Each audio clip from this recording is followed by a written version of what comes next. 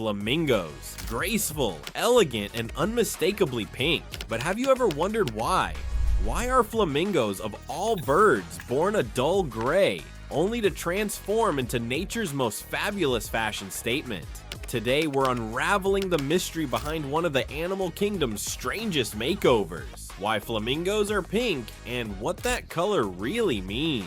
Let's start at the beginning. When a flamingo hatches, it doesn't look anything like the iconic bird we know. It's gray, fluffy, and honestly, not very flashy. No bright colors, no long legs, just a soft gray chick wobbling in the mud. So where does that vibrant color come from? It turns out, flamingos owe their pink plumage entirely to what they eat. In the wild, flamingos feast on algae, plankton, and tiny crustaceans like brine shrimp, foods rich in natural pigments called carotenoids. These are the same pigments that give carrots their orange glow and make autumn leaves turn fiery red.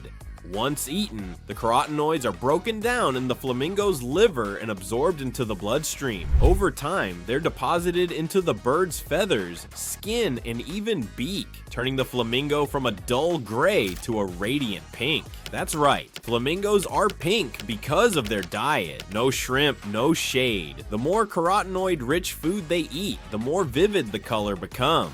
In fact, flamingos in captivity are often fed supplements, like carotenoid-rich pellets or algae smoothies, to help maintain their iconic pink hue. Without this diet, their feathers fade to white or pale gray over time. But here's the twist. That pink color isn't just decorative. In flamingo society, color equals health. Brighter birds tend to be better fed, more physically fit, and more attractive to potential mates. During mating season, some flamingos even secrete a pinkish oil from a gland near their tail and rub it on their feathers like natural makeup to enhance their color. It's not just biology, it's beauty and a bit of strategic marketing. Not all flamingos are the same shade of pink. There are 6 species of flamingos around the world. Their diets and environments vary, which means their coloration does too. Flamingos in the Caribbean, for example, often appear hot pink thanks to pigment-rich shrimp. Andean flamingos may lean reddish, while African flamingos are typically paler. In this way, flamingo color becomes a kind of passport, broadcasting where they've been and what they've been eating. But how do flamingos find these habitats in the first place?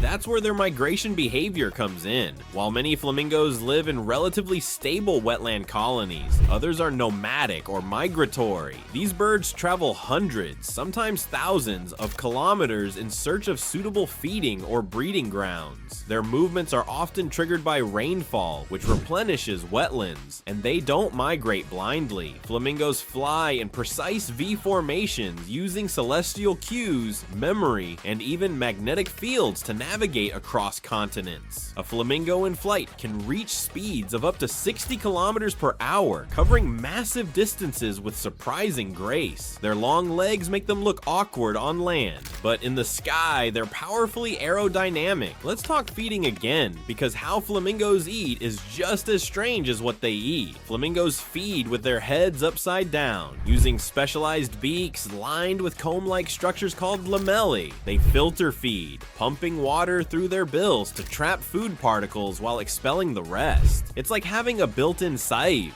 This filter feeding behavior allows them to thrive in some of Earth's harshest environments: alkaline lakes, salt flats, and volcanic lagoons. And their social life, that's a whole world of its own. Flamingos are incredibly socially intelligent. They live in flocks that range from dozens to tens of thousands. These massive groups provide protection, enable synchronized breeding, and support decision-making as a community. Flamingos use vocalizations and body language to maintain relationships, recognizing each other's calls, and even forming lifelong friendships. They also engage in elaborate courtship displays, group dances where hundreds of birds strut, flap their wings, and twist their necks in rhythm. These synchronized performances help them pair off for mating and signal their readiness to reproduce. Once bonded, flamingo couples build mud-mound nests and take turns incubating a single egg. The parenting doesn't stop there. After hatching, both parents feed the chick a bright red substance called crop milk, which is rich in fat and protein. It's colored by carotenoids, of course, and essential for the chick's rapid growth. For weeks, the chick stays close to the nest while its legs strengthen and its feathers grow. Eventually, it joins a creche, a kind of flamingo daycare, where dozens or hundreds of chicks are cared for collectively, supervised by a few adults.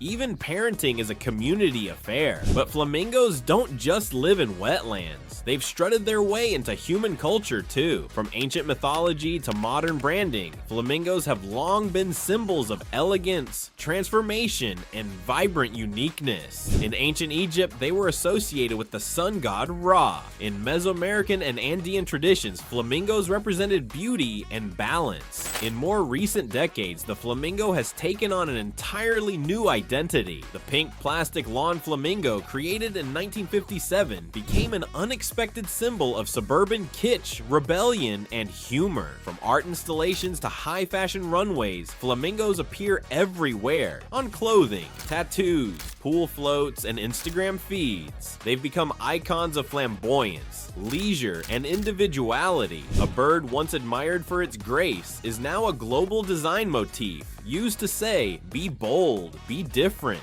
Sadly, despite their resilience and global fame, flamingos face growing threats in the wild. Wetland destruction, pollution, mining, and climate change all threaten their fragile ecosystems. Flamingos are deeply dependent on specific salinity levels, algae blooms, and shallow waters, environmental factors that are easily disrupted by human activity. Some species, like the Andean flamingo and James's flamingo, are listed as near threatened due to shrinking habitats and breeding sites. Conservationists are working to preserve their territories, monitor migration paths, and protect seasonal nesting areas. Because when the wetlands disappear, so does the pink. In many ways, the flamingo's story is more than just about color. It's about connection between diet and display, between environment and survival, between community and identity. They are reminders that biodiversity is beauty and that even the most delicate shades of life depend on balance. Beyond their beauty, flamingos also play a vital role in their ecosystems. By stirring up the sediment with their feet while feeding, they help cycle nutrients through the water, supporting the growth of algae and microorganisms that sustain countless other species.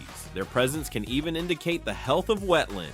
When flamingos disappear, it's often the first warning sign of a collapsing ecosystem. They're not just part of the environment, they help keep it alive. So the next time you see a flamingo, whether in the wild, at the zoo, or on a coffee mug, remember, that color isn't just for show. It's chemistry, it's parenting, it's migration, it's survival, it's a signal. Flamingos are filter-feeding, algae-powered, continent-crossing wonders of evolution, and their pink is earned, not inherited. The mystery of the flamingo's color? It's no mystery at all. It's nature, radiantly on display. Thanks for watching. Don't forget to subscribe for more deep dives into the science of the wild and the hidden logic behind the world's most beautiful creatures.